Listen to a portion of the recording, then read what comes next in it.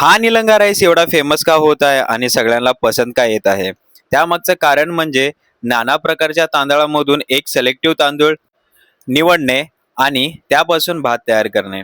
आणि कितीतरी प्रकारचे मसाले असतात, पण त्यामधले यासाठी लागणारे मसाल्यांची पारख करणे आणि रिच टाईप मसाले शोधून किती प्रमाणामध्ये कुठले मसाले घालणे याची कला लागते. आणि हे सर्व मसाले एकत्रित करून वाटून भाजून मग त्याला व्यवस्थित तेलामध्ये परतून घ्यावे लागतात.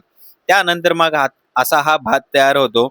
सुगंध एवढा चांगला आहे की एकदा माणूस खातो आणि एकतर पार्सल घेऊन जातो, नाहीतर 4 जणांना सोबतच घेऊन येतो. आज एवढ्या कस्टमरचा प्रेम, सपोर्ट आणि साथ बघून मला कुठेतरी वाटते, की मी माझ्या गावाचं नाव कुठेतरी मी चांगलं करतोय आणि गावाकडची चव मी आज आपल्या ठाण्यामध्ये घेऊन आलोय आणि लिटरली ती लोकांना आवडायला लागली आहे. म्हणूनच तर एवढी गर्दी होते आणि हा भात खाल्ल्यानंतर तुम्हाला कुठल्याही प्रकारचा त्रास होत नाही.